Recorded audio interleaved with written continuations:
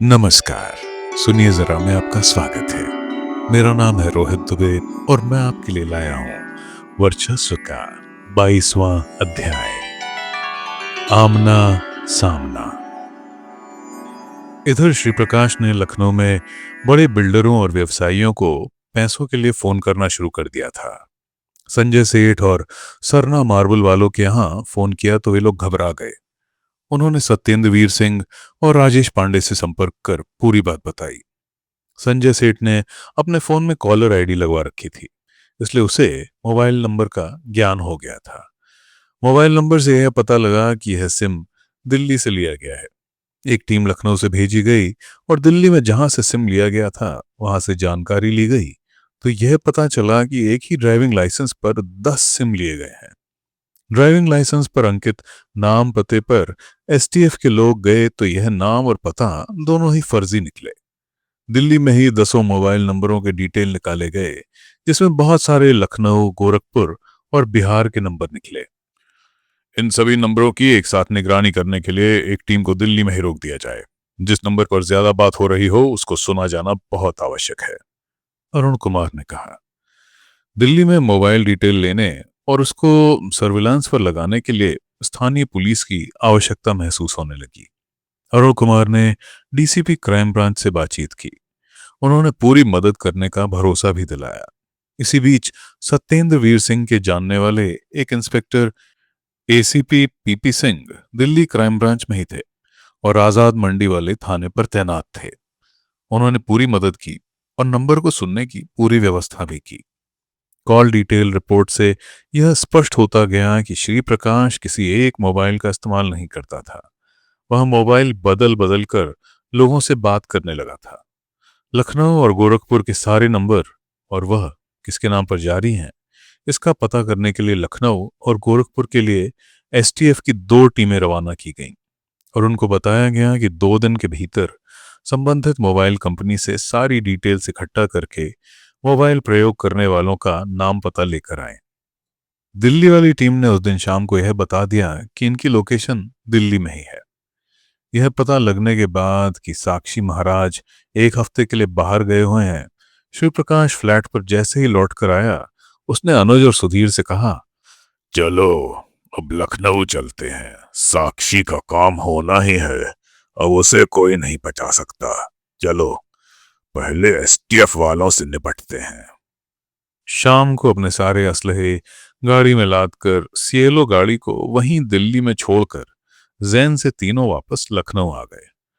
लखनऊ में वे गोमती नगर के विराम खंड में अपने उस मकान में पहुंचे जिसमें श्री प्रकाश ने पुलिस के डर से अपने पिताजी को रखा था और उसकी रजिस्ट्री अनुज की मां के नाम से करा दी थी। मकान बहुत बड़ा था और अगल बगल सारे ही मकान सीनियर आईएएस अधिकारियों के थे। पहले कुंडली निकलवाते हैं कि ये अरुण कुमार, सत्येंद्र वीर सिंह और राजेश पांडे दिन में कहां कहां जाते हैं। इन्हें ठीक करना पड़ेगा, नहीं तो परिवार वाले परेशान हो जाएंगे। श्री प्रकाश ने आगे कहा, इस बीच पता नहीं क्यों जैन की चेकिंग बहुत ज्यादा हो रही है। वो सीरिया पहलवान वाली आर्मी की खुली जोंगा जीप पवन पांडे के घर पर खड़ी है, उसे लेकर आओ। हम लोग खुली जीप में घूमते हैं।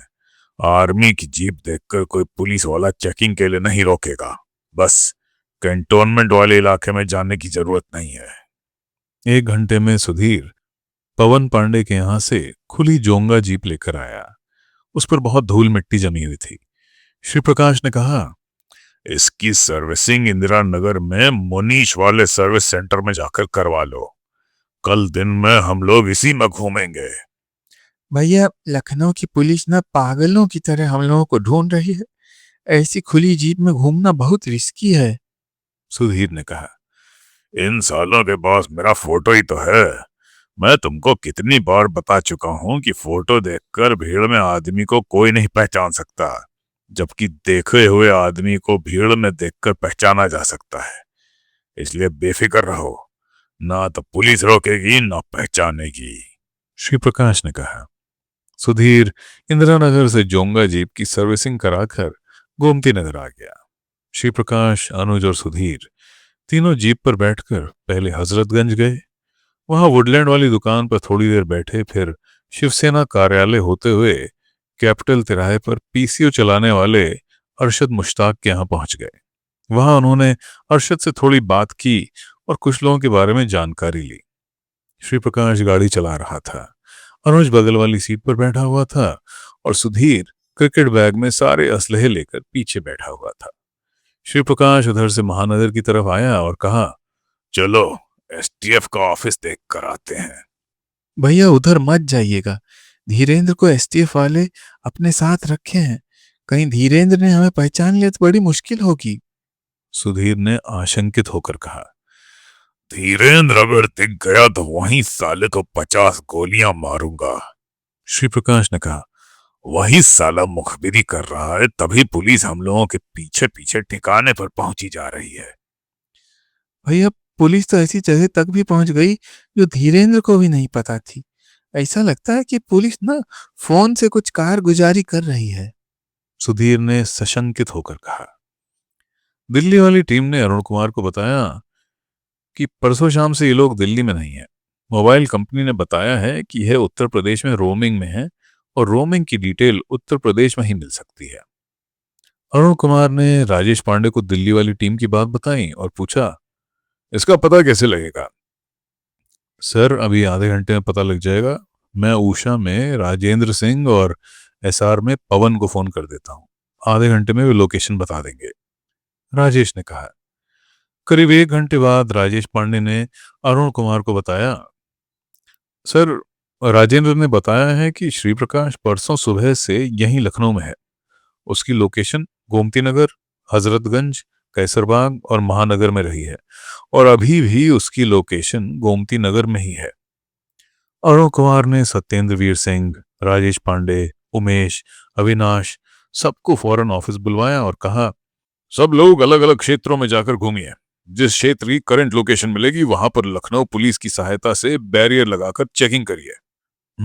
ठीक है सर, धीरेन्द्र को मैं अपने साथ ले जाता हूँ, जहां कहीं डाउट होगा धीरेन्द्र कंफर्म कर देगा, राजेश पांडे ने कहा। ठीक है, ले जाइए, अरुण कुमार ने कहा। अगले दिन सवेरे सारे लोग अलग अलग क्षेत्रों में जाकर घूमने लगे। दोपहर में 2 बजे के आसपास राजेंद्र सिंह ने बताया कि उसकी 1 घंटे पहले की लोकेशन विकास नगर के टावर में थी। उसके बाद से उसका फोन बंद है। उमेश सिंह ने विकास नगर के मुख्य मार्ग पर चेकिंग शुरू करा दी। 2 घंटे की चेकिंग के बाद भी कुछ पता नहीं लगा। शाम को तकरीबन 5:30 बजे उषा फोन की तरफ से बताया गया कि अब उसकी लोकेशन फिर से विरामखंड गोमती नगर में आ रही है। राजेश पांडे गोमती नगर में ही थे। उन्होंने कहा, मिठाई वाले चौराहे पर चेकिंग करते हैं। चेकिंग की क्या जरूरत है, किनारे कहीं गाड़ी लगा लीजिए, मैं देखता रहूंगा। इन तीनों को तो मैं अंधेरे में भी पहचान लूंगा, धीरेन्द्र ने कहा। राजेश पांडे जिप्सी चला रहे थे और धीरेन्द्र आगे वाली सीट पर बैठा हुआ था। एसटीएफ के 2 कमांडो AK-47 के साथ जिप्सी में बैठे हुए थे। राजेश पांडे ने कहा, धीरेन्द्र तुम बात सही कह रहे हो, मिठाई वाले चौराहे पर चलते हैं, जहां सब्जी की दुकान लगती है। उसी जगह जिप्सी खड़ी कर देते हैं। वहां से दोनों तरफ आने जाने वाले लोगों को साफ साफ देखा जा सकता है। तुम देखते रहना, कहीं दिख जाता है तो सबको यहीं बुला लेंगे। बारात से वापस लौटने के लिए राजेश पांडे ने पेट्रोल पंप के भीतर से गाड़ी जैसे ही मोड़ी तो वहां पर 2-3 गाड़ियां पेट्रोल और डीजल भरा रही थी। जैसे ही आर्मी की ओपन जोंगा गाड़ी पर जिप्सी की हेडलाइट पड़ी तो धीरेन्द्र ने अपना सिर डैशबोर्ड से नीचे कर लिया और धीरे धीरे कहने लगा, वही है, वही है, वही है ये। कौन सी गाड़ी में? राजेश पांडे ने पूछा। वही वही वही, सामने वाली, धीरेन्द्र बोला। राजेश पांडे की समझ में नहीं आ रहा था कि किस गाड़ी के लिए वह इशारा कर रहा है। धीरेन्द्र डर के मारे कुछ बोल नहीं पा रहा था। तब तक गाड़ी तेल भराने वाली उन 3 गाड़ियों के पास पहुंच गई। इतने में ही आर्मी वाली जोंगा गाड़ी बिना तेल भराए ही बहुत तेजी से बैक करके पीछे की तरफ भागने लगी। ये ओपन गाड़ी में जो लोग भाग रहे हैं ये लोग तो नहीं है? राजेश पांडे ने धीरेन्द्र से पूछा। हाँ हाँ, ये वही है, धीरेन्द्र ने सिर नीचे रखते हुए कहा। तब तक वह जोंगा गाड़ी तेजी से पॉलिटेक्निक चौराहे की तरफ भागी। थोड़ा सा बैक करके जब राजेश पांडे ने तेजी से गाड़ी भगानी शुरू की तभी हल्की हल्की सी बारिश होने लगी और उस रोड पर घुप अंधेरा था। धीरेन्द्र सिर उठाकर झांकने लगा। डरने की क्या जरूरत थी? दो दो AK-47 साथ में हैं। पहले क्यों नहीं बताया कि ओपन वाली आर्मी जोंगा है? मेरा दिमाग तो मारुति 800 और वो सफारी गाड़ी पर गया था जो तेल भराने के लिए खड़ी थी। यदि तुमने पहले ही बता दिया होता कि आर्मी वाली जोंगा गाड़ी पर हैं तो ये लोग भाग नहीं सकते थे, राजेश पांडे ने धीरेन्द्र से कहा। 5 मिनट तक तो राजेश पांडे ने उस गाड़ी के पीछे पीछे अपनी जिप्सी दौड़ाई, मगर उसके बाद उस गाड़ी की बैकलाइट बंद हो गई। तेजी से भागते हुए राजेश पांडे पॉलिटेक्निक चौराहे तक पहुंच गए और इसी बीच उन्होंने सत्येंद्र वीर सिंह, अजय कुमार, अविनाश मिश्रा और उमेश को टेलीफोन से खबर कर दी। सब लोग गोमती नगर की तरफ भागे।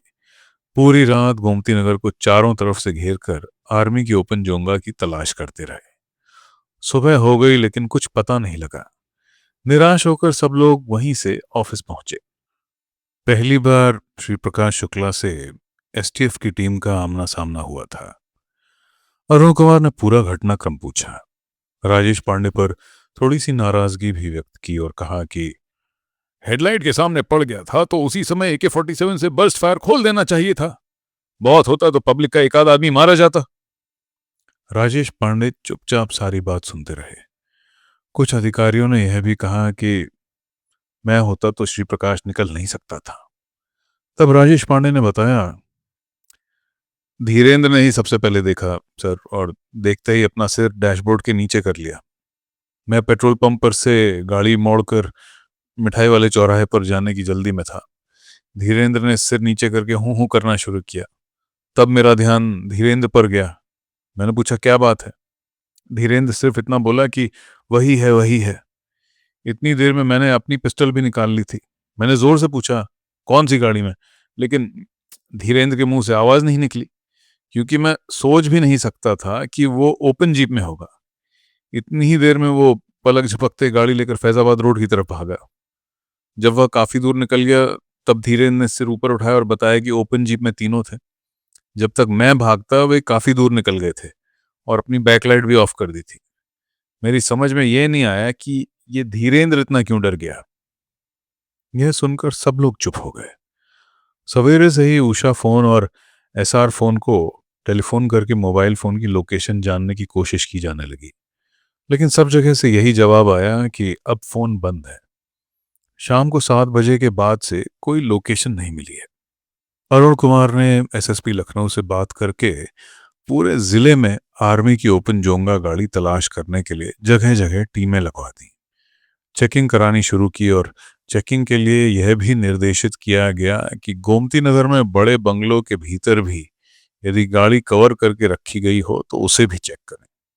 पूरे दिन की चेकिंग के बाद भी कोई परिणाम नहीं निकला। इधर श्री प्रकाश, अनुज और सुधीर खिड़की के किनारे खड़े होकर पूरी रात जागते रहे। जोंगा गाड़ी को कवर करके गैराज का शटर नीचे गिरा दिया था। श्री प्रकाश ने अपने पिता को ऊपर बने कमरे में भेज दिया था कि वहां से नजर रखें। अगर कोई पुलिस की गाड़ी या आदमी गेट पर आता है तो वहीं से जोर से आवाज लगाएंगे कि कौन है, और वे लोग फायर करते हुए निकल जाएंगे। रात भर पुलिस की गाड़ियां उसके घर के सामने से हूटर बजाती हुई निकलती रहीं। सवेरे जब पुलिस की गतिविधियां थोड़ी कम हुईं तो श्री प्रकाश ने अनुज और सुधीर से कहा, हमारे घर से निकलने के 10 मिनट के अंदर ही ये पुलिस कैसे पेट्रोल पंप तक पहुंच गई?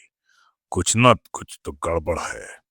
या तो इंदिरा नगर जहां सर्विसिंग कराई गई है वहां से कोई मुखबिरी हुई है, या फिर कोई लगातार हम लोगों की मुखबिरी कर रहा है, क्योंकि जैसे ही हेडलाइट हम लोगों पर पड़ी जिप्सी ने पीछा करना शुरू कर दिया था। सड़क पर अगर अंधेरा ना होता तो आज गोली जरूर चलती।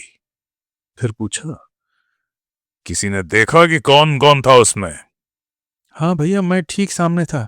जब वो स्कूटर वाला तेल भराकर गया है तो उसकी हेडलाइट में मैंने देखा था राजेश पांडे गाड़ी चला रहे थे, लेकिन बगल वाली सीट खाली थी। पीछे 2 आदमी AK-47 लेकर बैठे हुए थे। सुधीर ने कहा। श्री प्रकाश ने कहा, मुझे भी यही अंदाजा था कि राजेश पांडे ही होगा। फिर तो टेलीफोन में ही इन लोगों ने कुछ कर रखा है। राजेश पांडे ही टेलीफोन वाला काम देखता है और वही हिम्मती है। और यह भी देख लेना, जब भी गोली चलेगी राजेश पांडे से ही चलेगी वरना कौन इतनी हिम्मत करता है। तुमने देखा नहीं, जब कल शाम को हम लोग हजरतगंज से लौट रहे थे तो गोमती बराज पर चेकिंग हो रही थी। तब उस मोटे वाले दरोगा ने शीशा नीचे कराया और मैंने सिर्फ AK-47 दिखाई। उसने तुरंत 4 कदम पीछे होकर सलूट किया और सामने से बैरियर खोल दिया। ये कहीं पर थाना अध्यक्ष है। 2 दिन पहले इसका फोटो अखबार में छपा था। बहुत मोटा सा है, पेट बहुत बाहर निकला हुआ है। सुधीर ने कहा। श्री प्रकाश बोला, हाँ हाँ, फिर तो वही है। फिर कहा, ये गाड़ी अब यहीं गराज में रहने दो। गराज में दोनों तरफ से ताला लगा दो। पुलिस पागलों की तरह इसी गाड़ी को खोजेगी। अब लखनऊ में रहना खतरे से खाली नहीं है। अब ये साले पीछा भी करने लगे। कुछ ना कुछ झोल जरूर है, नहीं तो हर ठिकाने पर ये कैसे पहुंच रहे हैं। दिल्ली में जहाँ से मैंने सिम कार्ड और फ़ोन लिया था, मोबाइल रिचार्ज कराने के लिए उसका फ़ोन नंबर भी मांगा था। और एक दिन मैंने फ़ोन से कहकर रिचार्ज भी करवाया था। उसे बोला था कि पैसे आकर दूंगा। उसका भी फ़ोन आया था कि भैया यहाँ पुलिस आई थी, बहुत परेशान कर रही थी कि 10 सिम कार्ड कौन ले गया। अनुज ने कहा, दूसरी गाड़ी किसी से मंगवाते हैं। पहले यहां से निकल चलो, विराटनगर चलते हैं। पहले यह पता लगाना जरूरी है कि मुखबिरी कौन कर रहा है। और अब सिर्फ PCO से ही बात करेंगे। कोई मोबाइल फोन इस्तेमाल नहीं किया जाएगा, क्योंकि सिम कार्ड वाले के यहाँ तो कोई PCO नहीं है और ना ही वहां PCO का इस्तेमाल किया गया था। इन सालों ने कुछ मोबाइल का चक्कर पकड़ लिया है जिससे ये पता कर रहे हैं। श्री प्रकाश ने कहा, फैजाबाद में ना एक नई टाटा सुमो खड़ी है, अभी मंगवाता हूँ। 2 घंटे में आ जाएगी। उसी से विराटनगर निकल चलते हैं। अनुज ने कहा। अनुज ने फैजाबाद फोन करके टाटा सुमो लाने के लिए कहा। शाम तक टाटा सुमो आ गई। टाटा सुमो वाले को कहा गया, ये टाटा सुमो लेकर पॉलिटेक्निक चौराहे पर जहाँ बस अड्डा है वहीं खड़े रहना। हम लोग वहीं आ जाएंगे और चलते समय तुम्हें फैजाबाद रकाबगंज में उतार देंगे। अंधेरा होते ही तीनों मकान से निकले। निकलने से पहले श्री प्रकाश ने अपने पिताजी से कहा, तुम भी सवेरे निकल जाना, लेकिन गोरखपुर मत जाना। मामा के पास देवरिया चले जाना। ठीक है, पिताजी ने कहा। वहां से निकलकर ये तीनों मेन रोड पर आए और एक टेम्पो में बैठ गए। टेम्पो से सीधे पॉलिटेक्निक चौराहे पर उतरे और बस अड्डे से थोड़ा आगे खड़ी हुई टाटा सुमो में जाकर बैठ गए। अनुज ने टाटा सुमो के ड्राइवर से कहा, पहले तुम अपना मोबाइल दे दो, फिर पीछे जाकर बैठ जाओ। तुम्हें रकाबगंज में उतार देंगे। श्री प्रकाश खुद गाड़ी चला रहा था और बहुत तेजी से वहां से फैजाबाद की तरफ निकल गया। टाटा सुमो वाले ड्राइवर को रकाबगंज में छोड़कर ये लोग पहले सीधे गोरखपुर और फिर सुबह विराटनगर अपने पुराने ठिकाने पर पहुंच गए। वहां पहुंचकर इन लोगों ने चैन की सांस ली। माहौल कुछ ज्यादा गर्म हो गया है। घर वाले भी बंद हो गए। हम लोगों का पीछा भी STF वाले करने लगे हैं। अब हमें कुछ करना पड़ेगा। वहां पहुंचकर श्री प्रकाश ने कहा। सभी थके हुए थे, थोड़ा बहुत नाश्ता करके सो गए। श्री प्रकाश की समझ में नहीं आ रहा था कि अब क्या किया जाए। साक्षी का काम भी नहीं हो पाया। लखनऊ जाकर STF वालों में से किसी को गिरा देते या STF के ऑफिस में जो भी बाहर मिलता, एक दो को मार देते, लेकिन वह भी ना हो पाया। बात कुछ समझ में नहीं आ रही है। अगले दिन सवेरे ही श्री प्रकाश ने होटल से बाहर निकलकर PCO से राजेश पांडे को उनके घर के नंबर पर फोन किया। STF के सभी अधिकारी उस समय अपने लैंडलाइन फोन में टेलीफोन रिकॉर्डिंग किट लगाकर सामान्य टेप रिकॉर्डर में आने वाली सभी कॉल को टेप करते थे और सभी के फोन में कॉलर ID लगाए गए थे, जिससे आने वाले किसी भी टेलीफोन का नंबर पता हो सके। सुबह 6:30 बजे जैसे ही उसका फोन आया, राजेश पांडे ने आधी नींद में ही वह फोन उठाया और फोन आते ही टेप रिकॉर्डर ऑन कर दिया। फोन उठाते ही उधर से आवाज आई, श्री प्रकाश बोल रहा हूं, पहचाना कि नहीं पहचाना? राजेश पांडे ने कहा, बिल्कुल पहचाना। राजेश पांडे ने कॉलर आईडी पर तुरंत निगाह दौड़ाई तो नंबर नेपाल का दिखाई दिया। राजेश पांडे ने कहा, बड़ी जल्दी नेपाल भाग गए। मैं तो समझता था कि तुम बहुत दिलेर हो। तुम तो बड़े बुजदिल निकले। तुमको क्या लगता है कि मैं खाली हाथ था? मैंने तुमको स्कूटर की हेडलाइट में देख लिया था। AK-47 मेरे पास थी। श्री प्रकाश ने कहा, हम भी कोई डंडा लेकर नहीं बैठे थे। मर्द थे तो क्यों दुम दबाकर भागे हैं? अगर सड़क पर अंधेरा ना होता तो कल तुम्हारी कहानी खत्म थी। राजेश पांडे ने कहा, अपने साथ जो दो लौंडे खिलौना लेकर बैठाए हुए थे ना, वो खिलौने पर हाथ भी न लगा पाते और तुम्हारी खोपड़ी में पूरी मैगजीन खाली हो जाती। पर छोड़ो, जो बात हो गई हो गई। ये बताओ पीछे क्यों पड़े हो हमारे? श्री प्रकाश ने पूछा। यहीं लखनऊ में हमारे सिर पर ही सारे कांड कर रहे हो। पीछा तो करूंगा ही। तुम सरेंडर क्यों नहीं कर देते? सरेंडर नहीं करोगे तो जिस दिन चंक पर चढ़ गए AK-47 तक हाथ भी नहीं पहुंचेगा। राजेश पांडे ने कहा। श्री प्रकाश ने गाली गलौज शुरू कर दी और कहा, यह मत समझना कि मैं अकेले ही मारा जाऊंगा। तुम और तुम्हारे साथ दो चार और मारे जाएंगे। अभी तक किसी की मां ने दूध नहीं पिलाया है जो हम पर गोली चलाए। तुम जानते हो कि बड़े बड़े अच्छों को निपटा दिया। जिनके साथ 10-10 20-20 राइफलें थीं वे भी निपट गए। पेट्रोल पंप पर रुक क्यों नहीं गए थे? हो जाते दो दो हाथ हैं? चोरों की तरह भागे क्यों? राजेश पांडे ने पूछा। श्री प्रकाश ने गालियों की झाड़ी लगा दी। फिर बोला, सवेरे तुम्हारी बेटी नीले रंग की जिप्सी में लोरेटो स्कूल जाती है ना? गाड़ी में पीछे वही खिलौना लिए हुए दो लोग बैठे रहते हैं। तुम ऐसे नहीं मानोगे। ये सब दांव ना तुम बनियों पर चलाया करो। इसकी नौबत नहीं आएगी। राजेश पांडे ने कहा, नेपाल में कहां पर हो अपना पता बताओ, मैं आ जाता हूं। हमारा पता तुम्हें मालूम ही है। चाहो तो तुम ही आ जाओ। ऐसे नेपाल में जाकर अपनी माँ के पेटीकोट में क्यों छुपे हो? इसके बाद राजेश पांडे ने भी धुआंधार गालियां दी। अब तक लगभग 35 मिनट हो चुके थे। श्री प्रकाश ने फोन काट दिया। फोन करने के बाद राजेश पांडे ने देखा कि उनके दोनों बच्चे जो साथ में सो रहे थे वे उठ गए थे और बहुत डरे हुए थे। राजेश पांडे की पत्नी भी उनके साथ उठ गई थी और वो भी बहुत डरी हुई थी। अरे बहुत जल्दी उठ गए तुम लोग आज? राजेश पांडे ने कहा। दोनों बच्चे कुछ नहीं बोले। राजेश पांडे की पत्नी बोली, इतनी गाली गलौज क्यों कर रहे थे? वो माँ बहन की गालियां दे रहा था, कैसे सुन लो? उन्होंने कहा। कल से बच्चों को स्कूल नहीं भेजूंगी, मैंने सारी बातें सुन ली हैं, पत्नी बोली। राजेश पांडे ने तुरंत अरुण कुमार को फोन करके बताया, नेपाल से इस नंबर से मेरे घर वाले नंबर पर अभी फोन आया था। बहुत गाली गलौज हुई है, मैंने पूरा टेप किया है। 9 बजे तक मैं ऑफिस पहुंच रहा हूं, कैसेट लेकर आओ, सभी लोग बैठकर सुनते हैं। अरुण कुमार बोले। गोरखपुर वाली टीम को अब बताया गया कि तुरंत नेपाल जाकर इस नंबर के PCO को लोकेट करो। दोनों इंस्पेक्टर मालवीय और OP त्रिपाठी वहीं गोरखपुर में थे। वे अपने साथ दो और सिपाहियों को लेकर नेपाल गए।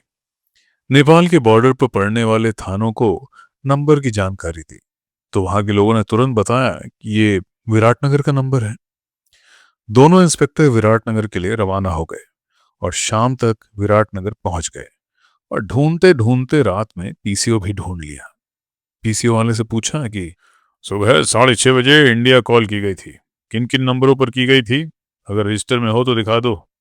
PCO वाले ने रजिस्टर दिखाया तो उसमें राजेश पांडे के घर का नंबर PCO वाले ने लिख रखा था। वहीं से मालवीय ने अरुण कुमार को बताया, PCO मिल गया है और यहीं से सुबह पांडे साहब के यहाँ फोन हुआ था। वहां आसपास अगर कोई रुकने की जगह हो तो रूम लेकर रुक जाओ, वह फिर उसी PCO पर आएगा। अरुण कुमार ने कहा। मालवीय बोलते समय थोड़ा हिचकिचाए तो अरुण कुमार ने कहा, मरने से डरते हो? यह भी तो हो सकता है कि तुम्हारी गोली से वही मारा जाए।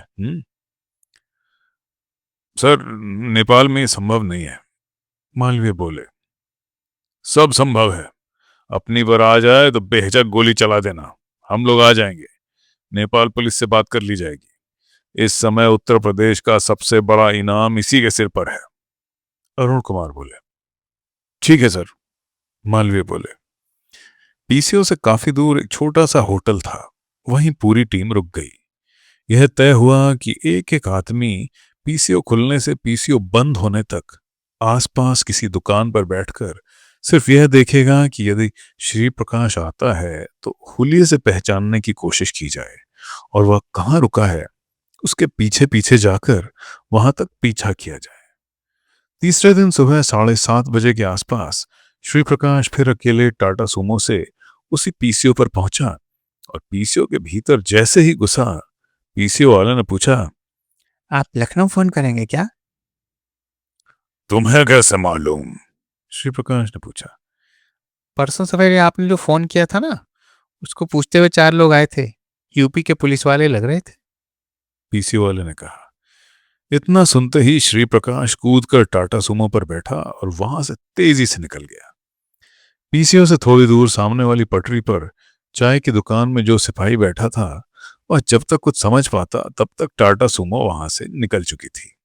वो भागकर पीसीओ के अंदर गया और पूछा, ये जो आदमी आया था उसने कहाँ फोन किया है? ये वही आदमी है जिसने परसों सुबह फोन किया था, जिसके लिए आप लोग आए थे।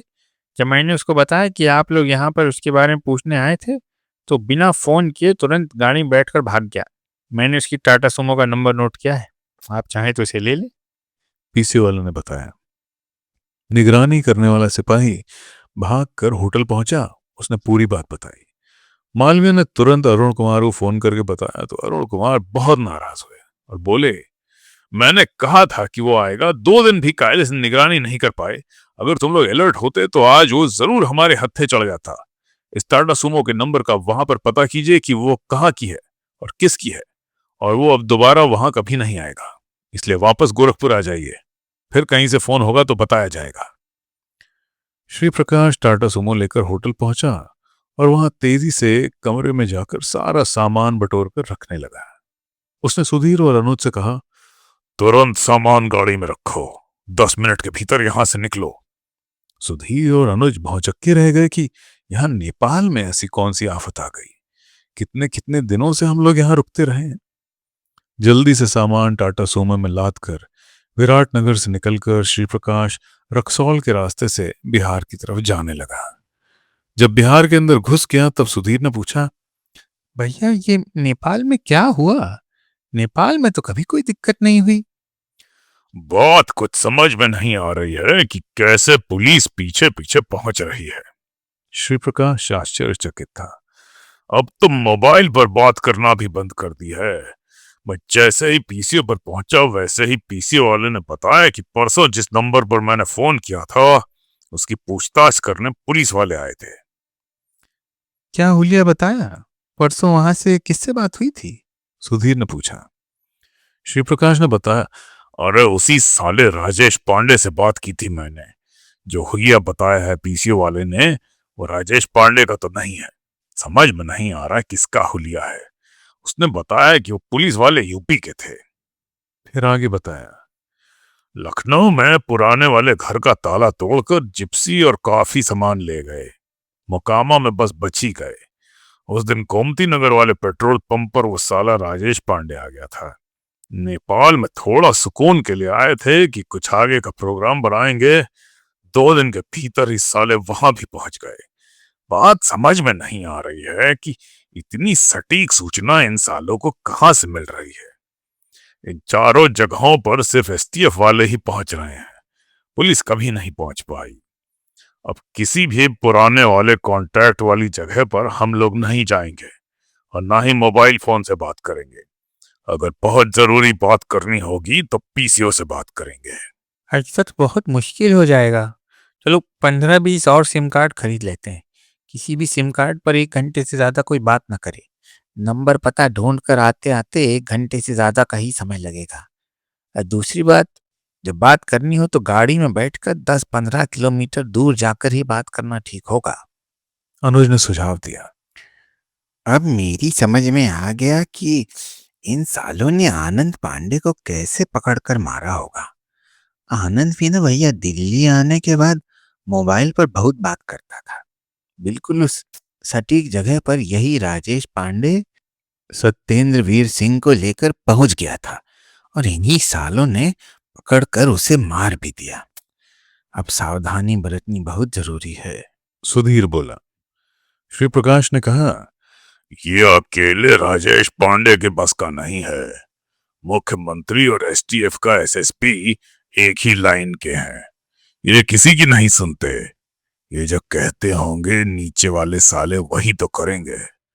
तुमने देख ही लिया कि 5-5 मंत्री मुख्यमंत्री के पास जाकर भी कुछ नहीं उखाड़ पाए और भैया भाभी सभी जेल चले गए। मुकद्दर खराब था। उस दिन पेट्रोल पंप पर इन सालों ने देख लिया। नहीं तो तेल भराकर एसटीएफ के दफ्तर पर ही तो जाना था। दफ्तर के बाहर गाड़ी लगाकर वहीं बैठते तो आते जाते कोई ना कोई मिल ही जाता। एक दो को गिरा देते तो कुछ दिन तक उसी में उलझे रहते। अब हम लोगों के पास करने के लिए कोई ज्यादा काम नहीं है। 1-2 महीने में ही साक्षी वाला काम हो जाता तो उसके बाद दादा का काम करने के लिए बिहार चलना था। ये दोनों काम खत्म करने के बाद फिर सरेंडर होने का जब तक जुगाड़ किया जाता तब तक इलेक्शन का टाइम आ जाता।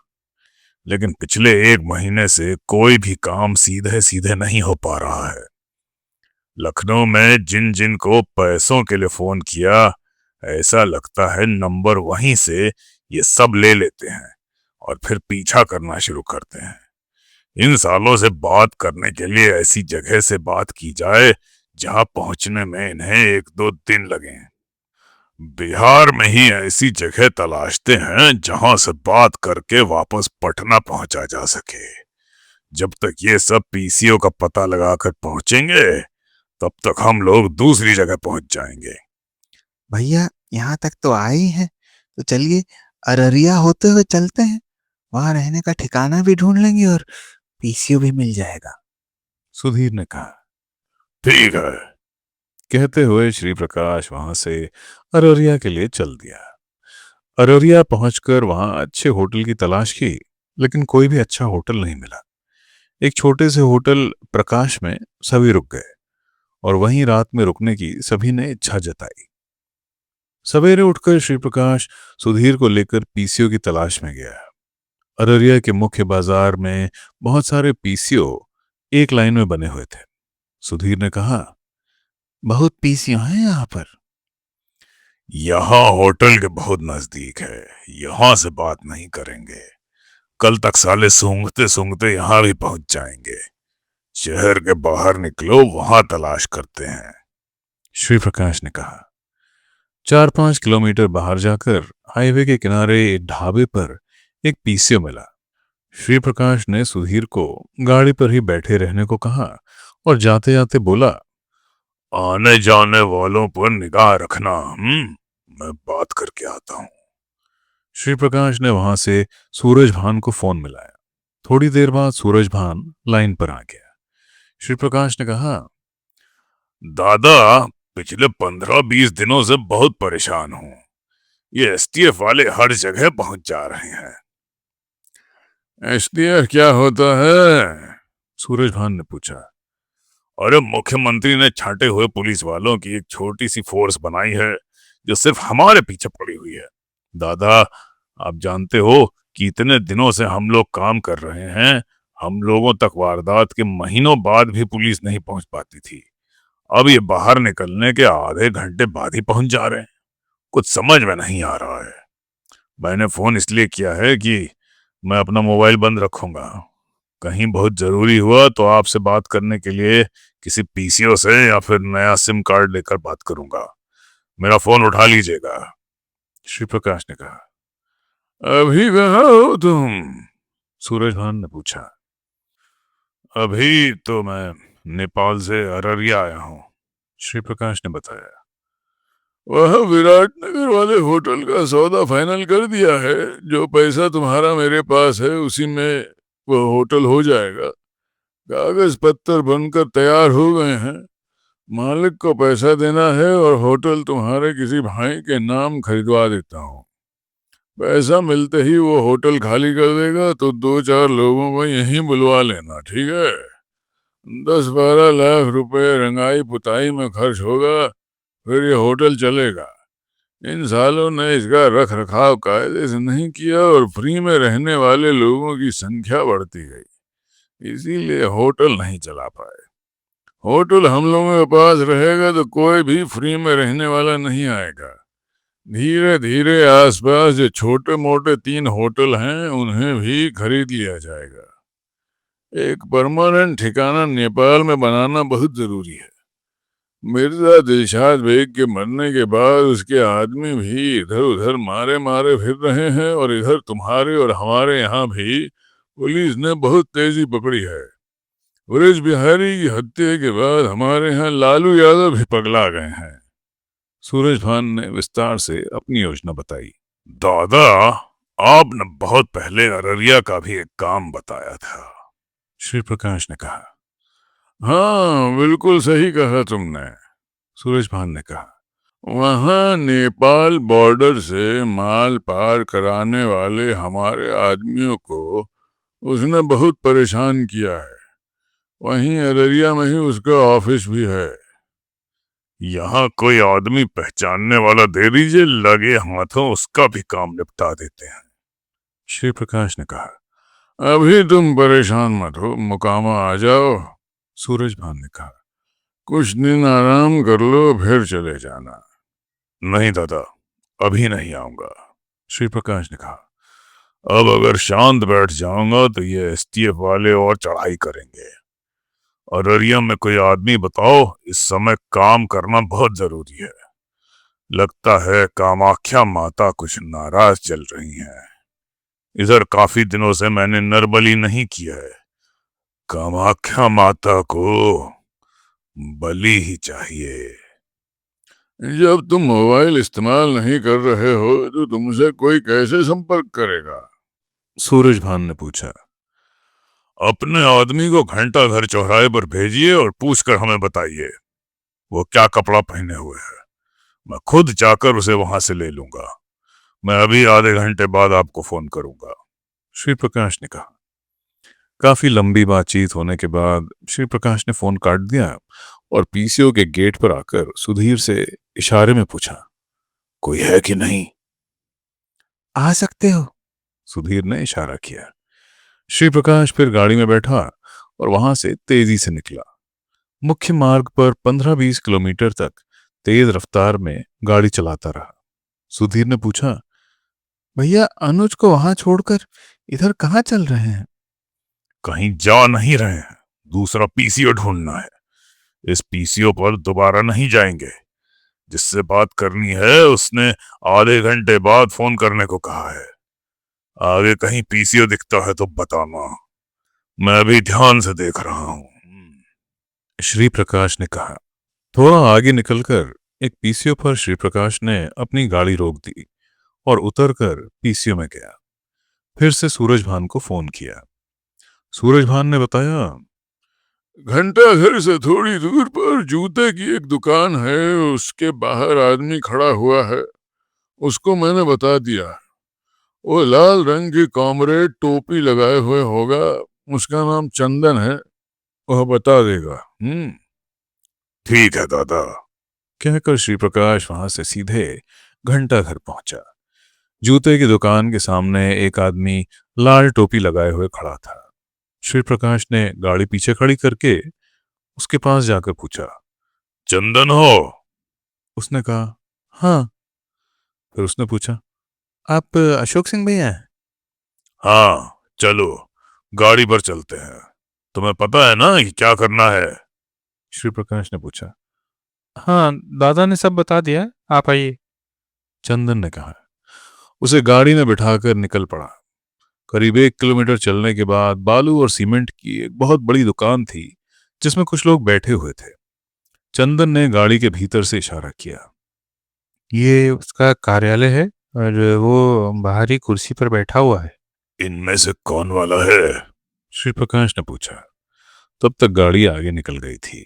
श्री प्रकाश ने कहा, थोड़ा आगे चलकर मोड़ कर आते हैं, पहले से ही बता देना। भैया कुर्ता पजामा पहने और वो गले में गमछा बांधे हुए है, ठीक सामने कुर्सी पर बैठा हुआ है। उसके अगल-बगल 2-3 लड़के जो जीन्स और टी-शर्ट पहनकर बैठे हुए हैं ना, इन सबके पास असलहे होंगे। चंदन बोला। ठीक है, श्री प्रकाश ने कहा। 3-4 किलोमीटर आगे जाने के बाद वापस उसी सड़क पर श्री प्रकाश लौटने लगा और सुधीर से कहा, ध्यान से देख लो। श्री प्रकाश ने भी उसे ध्यान से देखा और चंदन से पूछा, इसके पास गाड़ी कौन सी है? ये बोलेरो गाड़ी से चलता है, सफ़ेद रंग की बोलेरो है। कभी कभी उस पर लाल बत्ती लगा लेता है। हफ्ते में 1-2 दिन नेपाल बॉर्डर की तरफ जाता है। एक बात और ध्यान देने की है कि इसका निशाना बहुत अच्छा है और बहुत हिम्मती आदमी है। इसने 20 कत्ल किए होंगे। पुलिस मारे डर के इसके यहाँ छापेमारी भी नहीं करती है। ज्यादातर समय 10-20 लोगों के साथ इसी दुकान पर बिताता है। चंदन ने बताया। ठीक है, श्री प्रकाश ने कहा। श्री प्रकाश ने चंदन को वहीं घंटा घर पर उतार दिया और वहां से सीधे होटल पहुंच गया। होटल पहुंचकर तीनों ने हल्का फुल्का नाश्ता मंगाया। उसके बाद सुधीर और अनुज सो गए। श्री प्रकाश को नींद नहीं आ रही थी। वह इसी उधेड़बुन में था कि आखिर ऐसा कौन आदमी है जो उसके पीछे पीछे पुलिस को सूचना दे रहा है और पुलिस फौरन वहां तक पहुंच जा रही है। पता नहीं क्यों उसका दिमाग सुधीर और अनुज पर बार बार जाने लगा। श्री प्रकाश को यह महसूस होने लगा कि सुधीर और अनुज के सिवा मेरे आने जाने का किसी को पता नहीं है। लेकिन फिर उसके दिमाग में आया कि सुधीर और अनुज को विराटनगर वाले पीसीओ का पता नहीं था। वह उस पीसीओ पर बिना बताए हुए अकेले गया था। अगर सुधीर और अनुज में से कोई मुखबिरी कर रहा होता तो पुलिस होटल पहुंच जाती, पीसीओ पर न पहुंचती। लेकिन गोमती नगर वाले पेट्रोल पंप पर पुलिस कैसे पहुंची, ये वो समझ नहीं पा रहा था। बहुत दिमाग दौड़ाने पर उसे लगा कि आर्मी वाली ओपन जोंगा लखनऊ में बहुत कम लोगों के पास है। हो सकता है किसी ने जोंगा पहचान कर पुलिस को बता दिया हो, क्योंकि 2 दिन बाद अखबारों में यह निकला था कि आर्मी की ओपन जोंगा से श्री प्रकाश को लखनऊ में देखा गया है। यह बात तो पुलिस वालों ने बताई होगी। इसी उधेड़बुन में वह इस निष्कर्ष पर पहुंचा कि सूरजभान दादा का यह काम कर दूं तो एक नरबली हो जाएगी। कामाख्या माता अगर नरबली ना मिलने से नाराज हैं तो वह खुश हो जाएंगी। ये सोचते सोचते उसने अनुज और सुधीर को उठा दिया और उनसे कहा, सारा सामान गाड़ी में रखो, अब यहां से निकलना है। होटल वाले का पेमेंट कर देते हैं। भैया शाम हो गई है, फिर रात को ड्राइव करना ठीक भी नहीं है। सुधीर बोला। बस चल दो, मेरा मन नहीं लग रहा है, श्री प्रकाश ने कहा। सुधीर और अनुज ने हाथ मुंह धोए, सारा सामान और बैग गाड़ी में रखा और श्री प्रकाश फिर उसी रोड पर जाने लगा जहां पर चंदन ने उस आदमी की पहचान कराई थी। उस जगह से करीब आधा किलोमीटर पहले ही श्री प्रकाश ने अनुज से कहा, एके निकाल लो, शीशे पूरा नीचे कर लो। अनुज पीछे वाली सीट पर बैठा हुआ था। अब श्री प्रकाश ने सुधीर से बोला, और तुम आगे वाला अपनी तरफ का शीशा आधा नीचे कर लो, पूरा नीचे मत करना, और 0.45 वाली निकाल लो। एके की बस खुलने के बाद अगर वो इधर उधर भागता है तो 0.45 की 10 गोलियां उतार देना। ठीक है भैया, मैं भी शीशा पूरा नीचे ही कर लेता हूँ। सुधीर बोला। नहीं, पूरा नीचे कर लोगे तो पीछे से एके के कारतूस के खोखे शीशे से नीचे निकल सकते हैं, और आधा नीचा करने से तुम्हें सीट से उठना पड़ेगा और निशाना सीधे नहीं लगेगा। बैठे बैठे गोली चलाओगे तो निशाना सीधे लगेगा, श्री प्रकाश ने कहा। समझ गया भैया, समझ गया। हाँ, सुधीर ने कहा। मैं गाड़ी धीमे करते करते सिर्फ 5 सेकंड के लिए ही ठीक सामने रोकूंगा, इतने में काम हो जाना चाहिए, श्री प्रकाश ने जोर से कहा। ठीक है, अनुज ने कहा। श्री प्रकाश ने ठीक वैसे ही किया। वो बीच में बैठा हुआ था। गाड़ी के रुकते ही अनुज ने उस पर बर्स्ट फायर खोल दिया। वह वहीं पर बैठा ही रहा, उसे उठने का मौका ही नहीं मिला। बाकी कुछ लोग तो उठकर भागने लगे और वहीं कुर्सी से उठने के चक्कर में गिर भी गए। इससे पहले कि कोई कुछ समझ पाता, श्री प्रकाश ने गाड़ी की स्पीड तेज कर दी और सीधे हाईवे की तरफ भागा।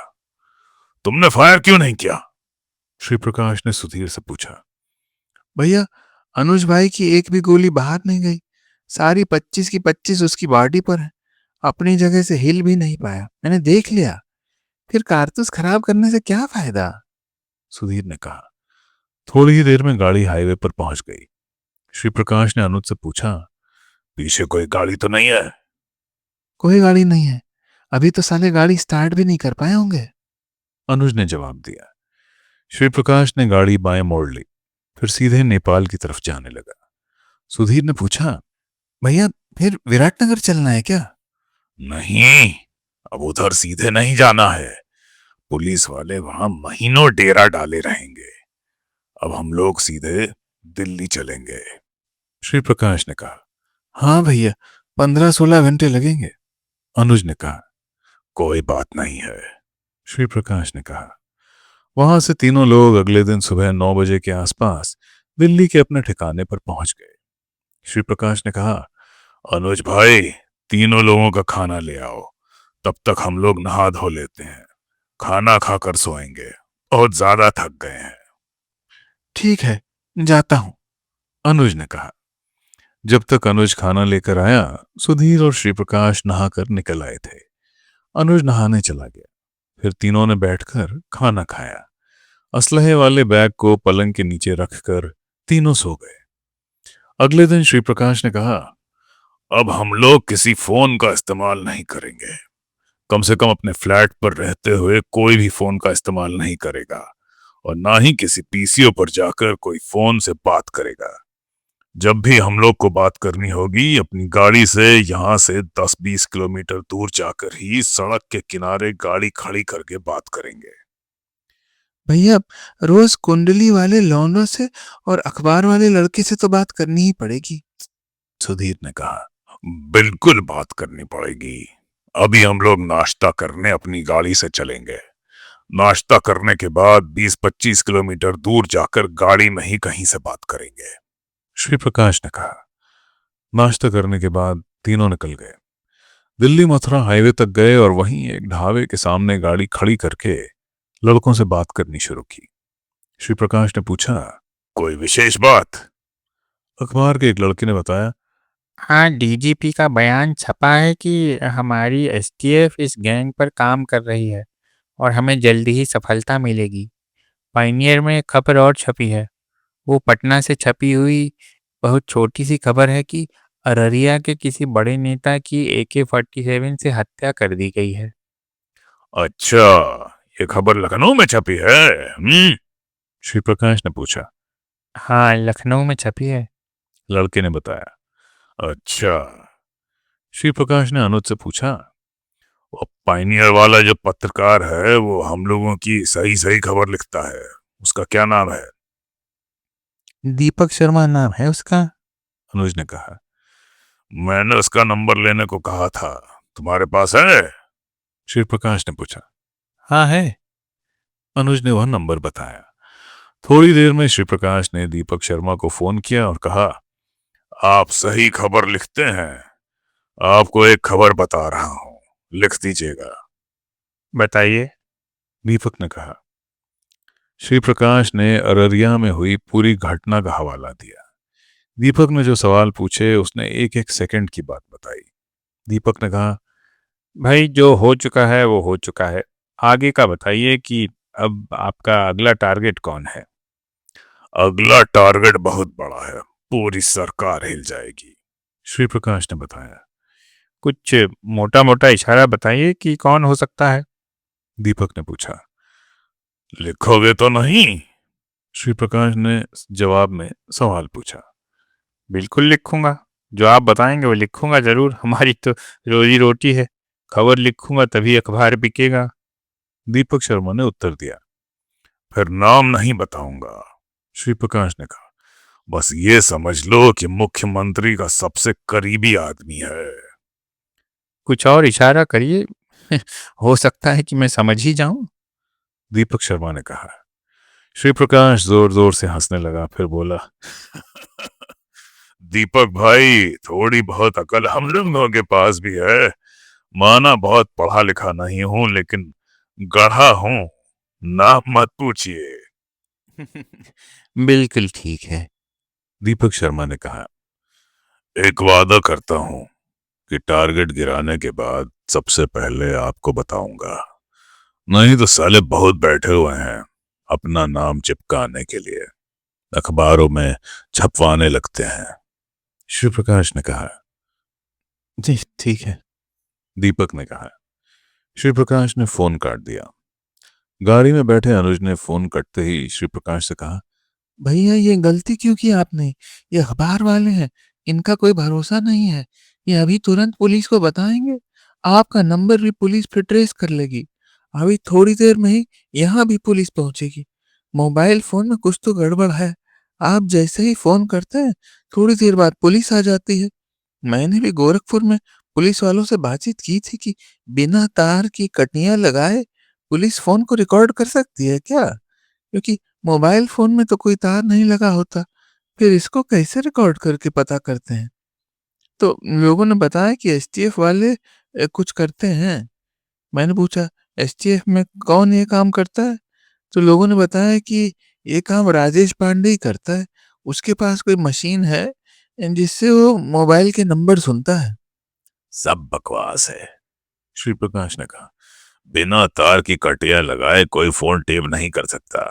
मोबाइल फोन में कोई तार नहीं लगा होता है, इसलिए कोई इसको टेप नहीं कर पाएगा। तुम परेशान मत हो। फिर भी भैया जगह बदल दीजिए। बात हो गई हो तो चलिए वापस चलते हैं। सुधीर ने कहा। श्री प्रकाश ने गाड़ी तुरंत मोड़ी और वापस फ्लैट की तरफ चल दिया। इधर दीपक शर्मा ने श्री प्रकाश का फोन काटते ही राजेश पांडे को फोन किया और पूछा, कहाँ हो? अभी ऑफिस में हूं, बोलो क्या बात है? राजेश पांडे ने कहा। दीपक ने कहा, मैं महानगर में वायरलेस चौराहे पर पहुंच रहा हूँ, आप भी वहीं आ जाओ। जब यहां तक आ ही रहे हो तो ऑफिस ही आ जाओ, राजेश पांडे ने कहा। भाई ऑफिस नहीं आ सकता, बात ही कुछ ऐसी है। दीपक शर्मा ने कहा। ठीक है, तुम पहुंचो, मैं वायरलेस चौराहे पर पहुंच रहा हूं। मैं अपनी टाटा सूमो में रहूंगा, दाहिने तरफ मोड़कर खड़ी कर लूंगा, तो वहीं आ जाना। राजेश पांडे ने कहा। काफी देर इंतजार करने के बाद दीपक शर्मा टाटा सुमो के पास आ गए और दरवाजा खोलने के लिए कहा। राजेश पांडे ने दरवाजा खोला। दीपक शर्मा भीतर आ गए और इशारा किया कि ड्राइवर और गनर को उतार दीजिए। इशारा पाते ही ड्राइवर और गनर गाड़ी से उतर गए। राजेश ने दीपक से पूछा, क्या बात है दीपक भाई? कुछ परेशान से लग रहे हो? हाँ भाई, अभी श्री प्रकाश शुक्ला का फोन आया था। दीपक ने बताया। तुम्हारे पास? राजेश पांडे ने पूछा। हाँ, मेरे पास ही आया था। दीपक ने कहा। ऑफिस के लैंडलाइन पर फोन किया था और बहुत देर तक बात की। ऑफिस में हम लोगों ने अभी 10 दिन पहले ही कॉलर आईडी लगवाई थी। फोन कटते ही सबसे पहले मैंने टेलीफोन वाले से पूछा कि ये फोन कहाँ से आया था। उसने जो मोबाइल नंबर दिया है वो मैं लेकर आया हूँ। राजेश पांडे ने डायरी में तुरंत वो मोबाइल फोन नंबर लिखा और टाइम पूछा। फोन किस समय आया था? दीपक ने समय बता दिया।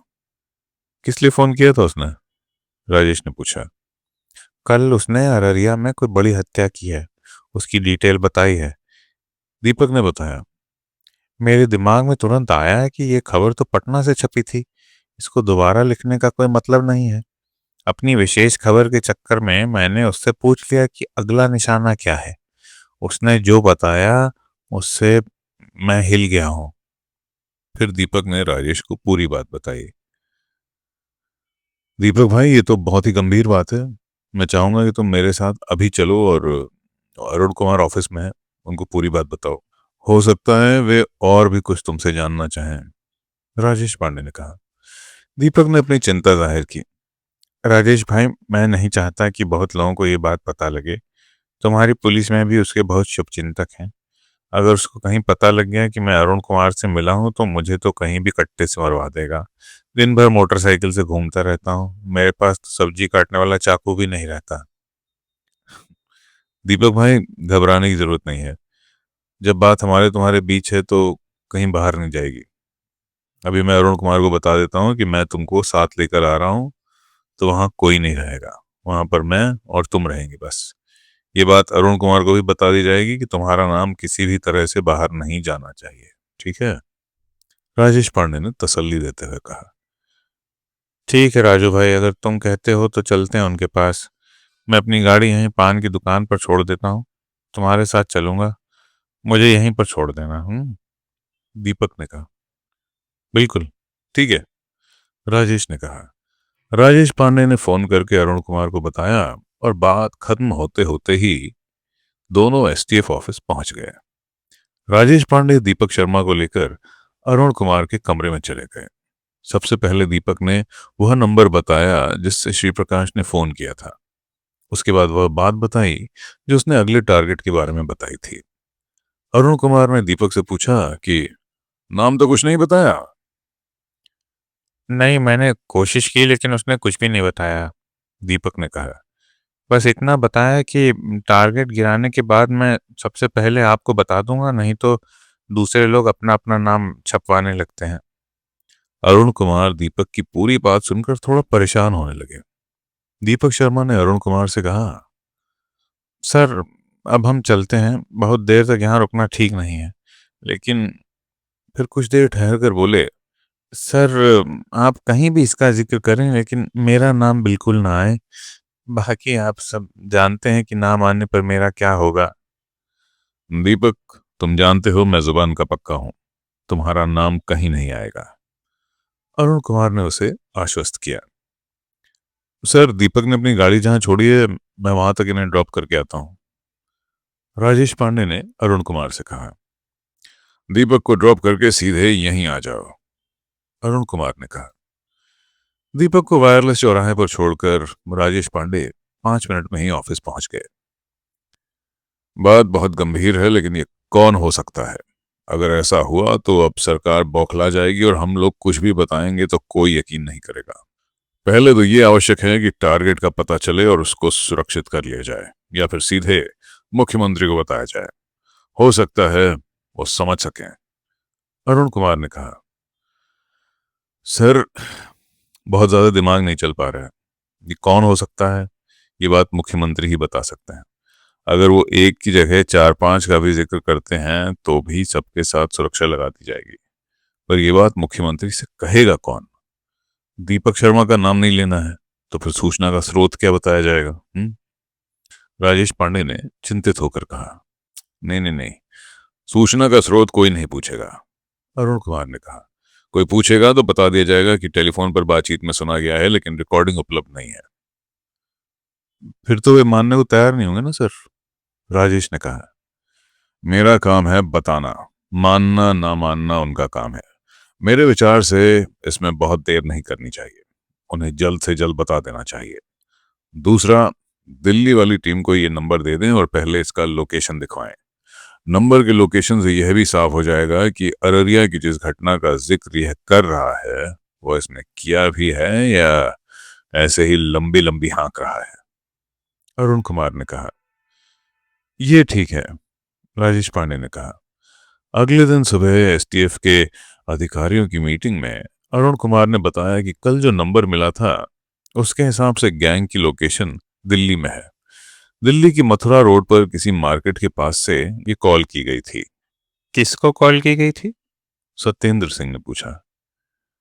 किसी जानने वाले को कॉल की गई थी जिसने ये नंबर दिया है। यह फोन दिल्ली एक दिन पहले ही पहुंचा है। इसके पहले ये नेपाल, उसके बाद अररिया बिहार और उसके बाद बनारस के रास्ते यूपी में घुसा है और दिल्ली पहुंच गया है। फोन नंबर तो सही है, अरुण कुमार ने बताया। इसी बीच किसी ने कहा, सर जी न्यूज़ पर एक बहुत अच्छा प्रोग्राम आ रहा है, इंडियाज मोस्ट वांटेड। इसमें पहले वांटेड और इनामी अपराधियों के अपराध का नाट्य रूपांतरण दिखाते हैं और उसके बाद जनता से अपील करते हैं कि किसी को उसके बारे में यदि कोई सूचना मिले तो टेलीफोन नंबर के माध्यम से उनको बताया जाए।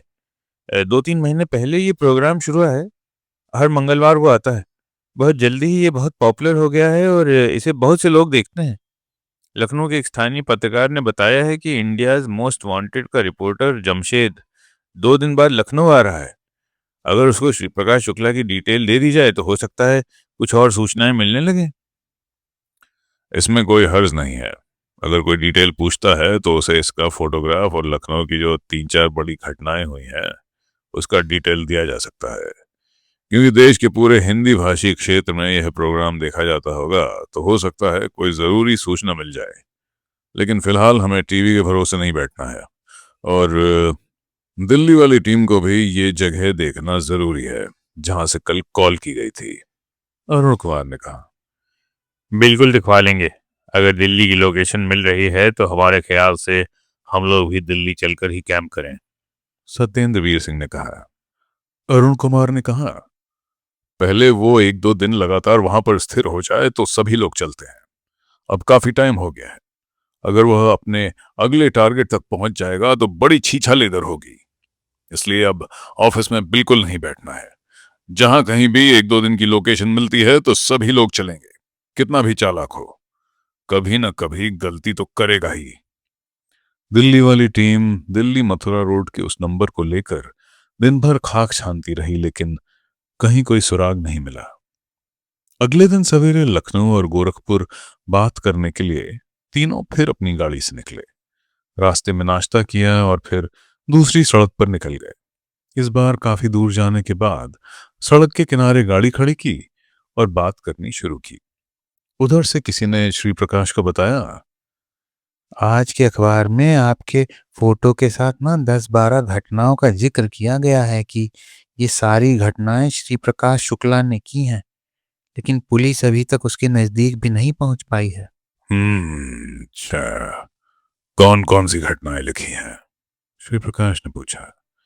बताने वाले ने सिलसिलेवार वह अखबार पढ़कर सुनाया। सभी घटनाओं में तारीख दी हुई है, हैं? श्री प्रकाश ने पूछा। जी भैया। उसने कहा, जरा देखो मूल राज अरोरा वाली घटना की तारीख क्या लिखी है। श्री प्रकाश बोला। जी भैया, 13 मई 1997 लिखा हुआ है। उधर से बताया गया। अच्छा, ठीक है, श्री प्रकाश ने कहा। अब उसने सुधीर से पूछा, तुम्हारे पास मूलराज का नंबर है? सुधीर ने डायरी खोलकर नंबर खोजा और बताया। हाँ भैया है, 3 नंबर लिखे हुए हैं। अच्छा, कोई एक नंबर बोलो, श्री प्रकाश ने कहा। सुधीर ने एक लंबा नंबर बोला, लेकिन वो फोन बंद था।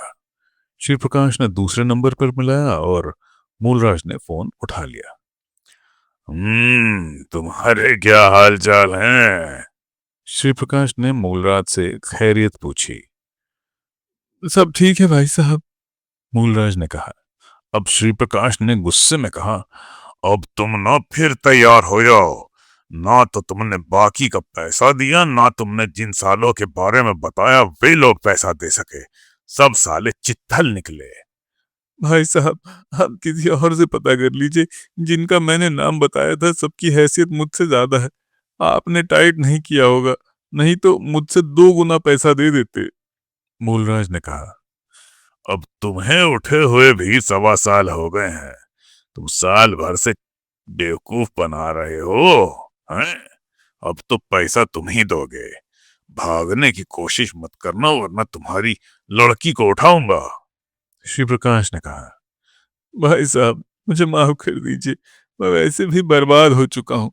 मैं किसी दूसरे शहर में व्यापार कर लूंगा और बच्चों को पाल लूंगा। अब पूरा शहर मुझे शक की निगाह से देखता है।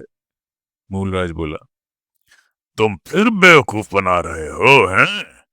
तुम भाग कर जहां भी जाओगे पहले हमारा पैसा पूरा करोगे, तब आगे की बात करूंगा। 1.25 साल में 50 लाख का ब्याज लगाकर कुल पैसा 2 गुना हो गया है। तुम्हें 1 करोड़ रुपए देना है। अब की बार तुम्हें ज्यादा समय नहीं दूंगा, श्री प्रकाश ने कहा। मूलराज ने कहा, भाई साहब आप पता कर लीजिए, मेरा कोई प्रोजेक्ट इस समय नहीं चल रहा है। सारे पुराने प्रोजेक्ट खत्म हो गए हैं। सारे फ्लैट बेच चुका हूँ। धंधा इस समय मंदा चल रहा है। मेरे अपने नाम से सिर्फ एक फ्लैट है जिसमें मैं परिवार के साथ रहता हूँ।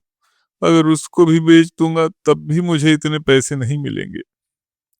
तुमने जितने भी आशा अपार्टमेंट बनाए हैं, कोई भी फ्लैट 25 लाख से कम में नहीं बेचा है। ये मत समझना कि मुझे कुछ पता नहीं। इस बार नहीं छोड़ूंगा, चाहे उधार लेकर इकट्ठा करो। श्री प्रकाश ने कहा, भैया इस समय सिर्फ एक ही आदमी का काम बहुत तेजी से चल रहा है। बाकी सभी पुराने लोगों ने बिल्डिंग वाला धंधा बंद कर दिया है। इस धंधे में बहुत से नेता और गुंडे आ गए हैं। अब ये धंधा हम लोगों के बस का नहीं है। मूलराज बोला, तुम काम करो, कोई नेता और गुंडा तुम्हारे नजदीक नहीं जा सकता। सालों को मार के बिछा दूंगा। श्री प्रकाश ने कहा, भाई साहब अब हमारी हिम्मत नहीं है। मेरे कहने से एक बार आरिफ बिल्डर्स वाले को टटोलिए। निषादगंज में गोमती के किनारे एक बड़ी जमीन खरीदी है और पुराने वाले पेपर मिल की जमीन भी खरीद ली है। उसका काम शुरू हो गया है। वह वहां पर कोई सिटी बना रहा है। नाम शायद मेट्रो सिटी रखा है। मैंने अखबारों में विज्ञापन देखा है। इसके अलावा हजरतगंज में वो नेशनल कॉलेज के सामने उसका आरिफ कैसल होटल, नैनीताल और दुबई में भी आरिफ होटल है। वो तो आपके एक फोन पर ही सारे लोगों के हिस्से का पैसा दे देगा। आप कहिए तो उसका नंबर भी मैं आपको बता दूं, हैं? मूलराज ने कहा, अच्छा बोलो, साले को देखता हूं। ये रहता कहाँ है वैसे? श्री प्रकाश ने पूछा। मूलराज ने कहा, ये कैंट इलाके में एक बहुत पुरानी और आलीशान कोठी में रहता है। हाँ, ठीक है। श्री प्रकाश ने कहा। श्री प्रकाश के फोन काटते ही सुधीर बोला, भैया ये बहुत हरामी है। लगता है इसने फिर कोई घुट्टी पिला दी। पहले तो आप बहुत गुस्सा हुए और बाद में आपकी आवाज धीमी हो गई। बिल्कुल सही कह रहे हो। इससे बड़ा हरामी लखनऊ में कोई नहीं है। श्री प्रकाश ने कहा। इसने आरिफ होटल के बारे में जो बताया है, मैं जरा किसी को उसकी कुंडली निकालने का काम दे दूं। जैसा ये बता रहा है, अगर ये सही है तो ज्यादा मेहनत नहीं करनी पड़ेगी। इलेक्शन के लिए काफी पैसा दे देगा। अगर इलेक्शन का पैसा पूरा ना दे पाया तो इसको भी उठा लिया जाएगा। होटल बेचेगा और पैसा देगा। हाँ भैया, पहले पता कर लीजिए। मूलराज की बात का कोई भरोसा नहीं रहता। देख लीजिए, 1.25 साल हो गए, आधे पैसे पर छूट गया था और इतना लंबा समय बीत गया, अभी तक को चवन्नी भी नहीं भिजवाई। सुधीर ने कहा। श्री प्रकाश ने फिर तुरंत फोन मिलाया और किसी नए लड़के को आरिफ की पूरी बात बताई और कहा, नेशनल कॉलेज के सामने वाले होटल की पहले पूरी कुंडली निकालो, फिर पता करो कैंट में कहाँ रहता है। 1 हफ्ते में पूरा चिट्ठा मिल जाए, ऐसी कोशिश करो। जी भैया। उधर से आवाज आई। श्री प्रकाश ने फोन काटकर स्विच ऑफ कर दिया और अनुज से बोला, चलो नोएडा चलते हैं। आज वहां दिन का खाना खाएंगे। इस समय सारे बिल्डर्स नोएडा में दुकान खोलकर बैठते हैं। वहां भी चलकर देखते हैं, हो सकता है वहां भी कोई मिल जाए। अनुज ने कहा। ठीक है, सही कह रहे हैं भैया, जगह बदलना बहुत जरूरी है।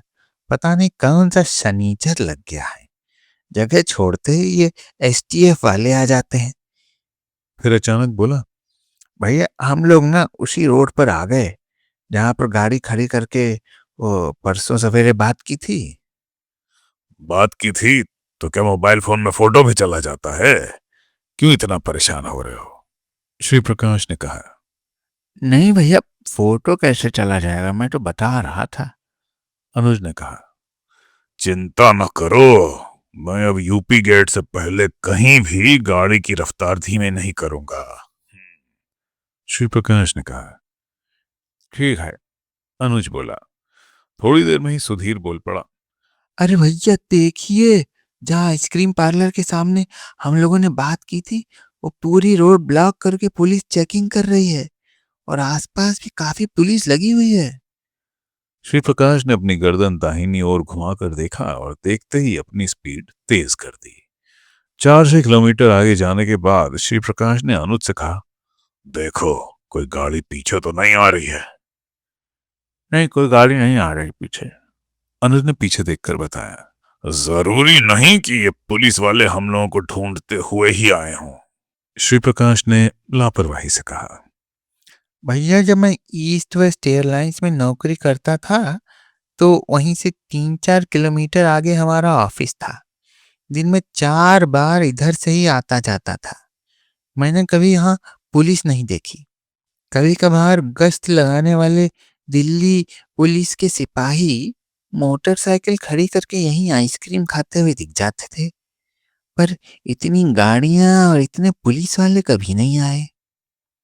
अनुज सशंकित होकर बोला, यहां आकर फोन से बात करने की बात तो हम तीनों के अलावा कोई नहीं जानता, फिर पुलिस यहां कैसे आ सकती है? श्री प्रकाश ने पूछा। भैया इस मोबाइल फोन में ही ना कुछ चक्कर है। कोई सही सही बता भी नहीं पा रहा है, ना ही समझ में आ रहा है। पीसीओ पर जाओ तो तुरंत कोई ना कोई आ जाता है, और मोबाइल से बात करो तो वहां भी थोड़ी देर बाद कोई ना कोई आ ही जाता है। अनुज ने पुनः सशंकित होकर कहा। हो सकता है, श्री प्रकाश ने कहा। इसके बाद तीनों नोएडा पहुंच गए और वहां नए खुले हुए एक रेस्टोरेंट में बैठकर खाना खाया। श्री प्रकाश ने सुधीर से पूछा, ये सुमन तो नोएडा में ही रहती है, हैं? सीरिया पहलवान के पास जब आते थे तो सीरिया पहलवान सुमन से ही बात करके अच्छी लड़कियां भिजवाता था। देखता हूं, शायद मेरी डायरी में सुमन का भी नंबर हो। भैया ये अचानक सुमन का ध्यान कहाँ से आ गया आपको? सुधीर ने पूछा। तुम समझ नहीं रहे हो, पिछले 10-15 दिनों से बहुत परेशान हूं कि अब पुलिस पीछे पीछे कैसे पहुंच रही है। कहीं मन नहीं लगता और रात में भी नींद खुल जाती है। एक बार पता भर लग जाए कि मुखबिरी कौन कर रहा है तो उसे 250 से कम गोलियां नहीं मारूंगा। इतने छेद हो जाएंगे कि आधे छेदों से खून निकलना बंद हो जाएगा। अभी अनुज ने जो बात बताई कि गाड़ी में बैठे बैठे जहां से फोन किया था वहां भी पुलिस खड़ी हुई है, अगर अनुज की बात सही है तो यहां से निकलना मुश्किल हो जाएगा। इसीलिए सुमन की याद आई है, अभी उससे बात करता हूं। रात का इंतजाम करना बहुत जरूरी है, श्री प्रकाश ने थके मन से कहा। भैया अभी फोन कर लीजिए और आप रात में यहीं रुक जाइए। हम लोग कल सुबह आकर ले लेंगे उसको। सुधीर ने कहा। नहीं, ऐसा नहीं होगा। हम लोग जहां रहेंगे साथ रहेंगे, श्री प्रकाश ने कहा। अरे भैया आप जानते हैं मेरा इन सब चीजों से कोई लगाव नहीं है, अनुज ने अनमने होकर कहा। भैया मैं भी इन मामलों से बहुत दूर ही रहता हूँ। सुधीर ने भी अपनी अनिच्छा जाहिर की। कोई बात नहीं, वहीं फ्लैट के पास किसी मार्केट में बुलवा लूंगा और फ्लैट पर ही ले जाऊंगा। तुम लोग बाहर वाले कमरे में सो जाना, मैं भीतर वाले कमरे में रहूंगा और सवेरे छोड़ आऊंगा, श्री प्रकाश ने कहा। अनुज और सुधीर कुछ नहीं बोले। थोड़ी देर में श्री प्रकाश ने डायरी में लिखे हुए सुमन के नंबर पर फोन मिलाया। महिला ने फोन उठाया। श्री प्रकाश ने फोन पर बात करते हुए पूछा, सीरिया पहलवान तुम्हारे यहां से ही सामान मंगवाते थे, तुम्हें कुछ याद आया? उधर से महिला ने कहा, हमें सब याद है, पर साल भर पहले नोएडा में पुलिस के कुत्तों ने रेड कर दी थी। मैंने वहां वाला मकान छोड़ दिया है और मयूर विहार में 2 फ्लैट ले लिए हैं। पहले तुम बताओ, तुम्हें चाहिए क्या? रशियन मिलेगी? हमारे यहाँ सब मिलेंगी, पर तुम्हें मयूर विहार आना होगा। मयूर विहार नहीं आ सकता, अपने फ्लैट पर ले आऊंगा। कहाँ है तुम्हारा फ्लैट? वसंत कुंज, सेक्टर डी में है। बहुत दूर है। कोई बात नहीं, तुम पास की जगह पर ले आओ, मैं ले जाऊंगा और सवेरे उसको छोड़ भी जाऊंगा। ठीक है सर, इतने महंगे सामान का पैसा दे पाओगे? तुम जितना मुंह खोलोगी उतना पैसा दूंगा। ठीक है, तुम सुपर शॉपिंग मॉल पर 8 बजे आ जाना, पूरा पैसा मैं वहीं ले लूंगी। लड़की को ले जाना और टाइम से छोड़ देना। ये ध्यान रखना है कि उसका मोबाइल ना तो बंद होगा, ना तुम उसे छीन कर रखोगे। तुम मुझे अच्छी तरह जानती हो, मैं वादा खिलाफी नहीं करता। यह कहते हुए श्री प्रकाश वसंत कुंज की तरफ सबको लेकर चला गया। वहां पहुंचते ही अनुज और सुधीर ने कहा कि भैया अगर उसको लाना है तो आप अकेले जाइए और उसको ले आइए, हम लोग यहीं रहेंगे। नहीं, अनुज हमारे साथ चलेगा, सुधीर तुम यहीं फ्लैट पर रहोगे, श्री प्रकाश ने कहा। भैया आप जानते हो मैं पचड़े में नहीं पड़ता, अनुज बोला। तुमको पचड़े में पड़ने को कौन कह रहा है? साथ चलना, लौटते समय चुपचाप अपनी सीट पर बैठकर चले आना, सुधीर उसको सुबह छोड़ने जाएगा, श्री प्रकाश ने कहा। सुधीर और अनुज दोनों चुप रहे। 7 बजते ही श्री प्रकाश अनुज को लेकर सीएलओ गाड़ी से जाजिब लगने वाले सुपर मॉल की तरफ चल दिया। 10 बजते बजते श्री प्रकाश उस लड़की के साथ फ्लैट पर वापस आ गया। वापस लौटते समय शराब की दुकान के सामने गाड़ी रोक दी और अनुज से शराब लाने को कहा। अनुज चुपचाप गया और शराब लाकर गाड़ी में बैठ गया। श्री प्रकाश ने रात का खाना भी नहीं खाया। अनुज और सुधीर की हिम्मत भी नहीं पड़ी कि श्री प्रकाश से पूछे कि खाना लाना है कि नहीं।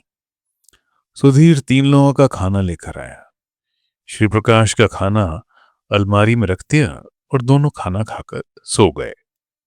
सुबह 4 बजे श्री प्रकाश ने सुधीर को जगाया और कहा, इसको ले जाकर वहीं छोड़ाओ, मैं सुमन को फोन करता हूं।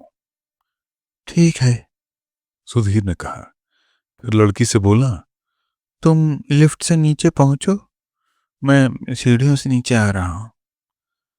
सुधीर उसको मयूर विहार छोड़कर वापस आ गया। वापस आकर देखा अनुज जगा हुआ था और श्री प्रकाश सो रहा था। अनुज और सुधीर बाहर बालकनी में आकर बात करने लगे। श्री प्रकाश जो है ना, श्री प्रकाश की आदत हम ना भैया सबको किसी दिन मरवा देगी, अनुज ने सुधीर से कहा। अभी तक तो ठीक था, ये बाहर जाता था और मौज मस्ती करके रात में लौट आता था। पहली बार ना ये लड़की लेकर फ्लैट पर आया है। तुम जानते हो ये जितने भी बड़े माफिया मारे गए हैं ना, सब लड़की के चक्कर में ही मारे गए। और वीरेंद्र शाही ना अगर उस औरत के चक्कर में अकेले उसके घर ना गया होता तो हम लोग भी उसको नहीं मार सकते थे। जब वीरेंद्र शाही अपनी इसी आदत की वजह से मारा गया तो हम लोग का भी यही हाल होना है। इसके सिवा कोई चारा भी तो नहीं है ना, सुधीर ने कहा। आनंद बहुत हिम्मत करके साथ छोड़कर भागा था। 2-3 महीने में ही निपट गया। हमें तो पूरी उम्मीद है कि भाई नहीं निपटाया है उसको। तुम्हें ध्यान नहीं है, आनंद के जाने के बाद अचानक ही पुलिस वालों से बहुत बात करने लगा था और हम लोगों के सामने कभी बात नहीं करता था। हमको लगता है कि पुलिस वालों तक इसकी पहुंचाई हुई सूचना नहीं होती तो आनंद भी कच्चा खिलाड़ी नहीं था। ये खुद भी पता नहीं क्यों पिछले 15 दिनों से काफी परेशान है। इतनी परेशानी में भी इसे लौंडियां नहीं भूलती। अरे सुधीर भाई, जैसा चल रहा है ना चलने दो, अनुज ने कहा। कुछ नहीं किया जा सकता।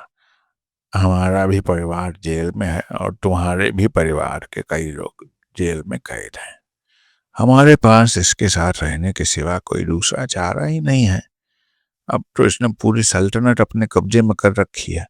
आनंद को मरने में 3 महीने लगे हैं, हम लोगों को तो 3 दिन में ही निपटा देगा।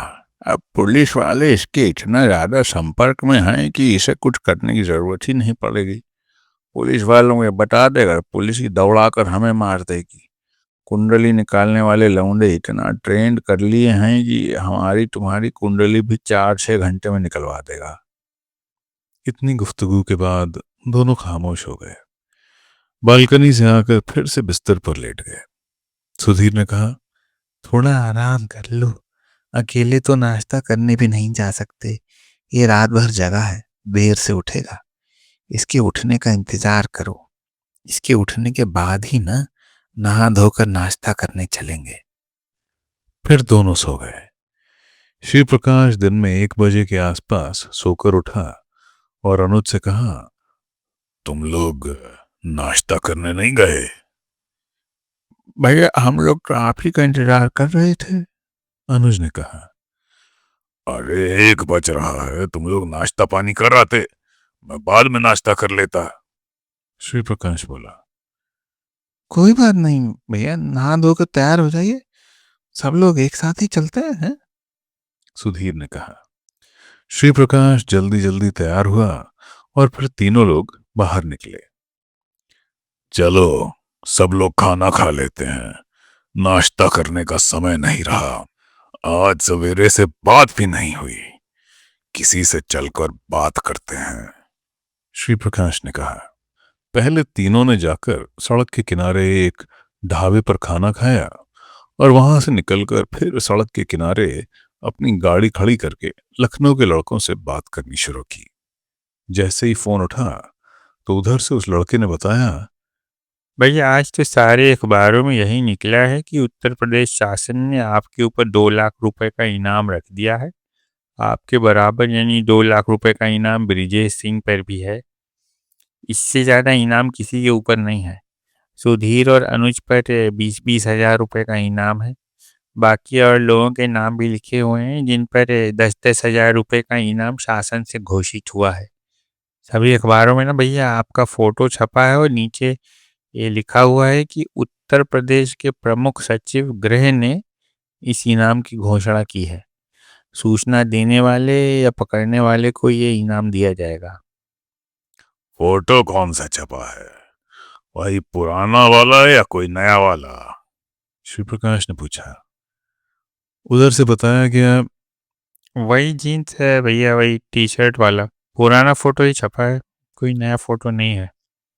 श्री प्रकाश ने फोन काट दिया और सुधीर से बोला, अब सीधा फ्लैट पर चलते हैं। अब सोच रहा हूं कि थोड़े दिन हम लोग कहीं आराम कर लें या फिर कलकत्ते वाले पंडित जी से बात करते हैं। कुछ ना कुछ ग्रह दशा तो खराब जरूर चल रही है, वरना इतनी नाउम्मीदी का एहसास कभी हुआ नहीं। क्या हो गया भैया? सुधीर ने पूछा। श्री प्रकाश ने बताया, आज लखनऊ के सारे अखबारों में यह खबर छपी है कि सरकार ने हमारे ऊपर 2 लाख रुपए का इनाम रख दिया है और साथ में तुम दोनों पर 20-20 हजार रुपए का इनाम कर दिया है।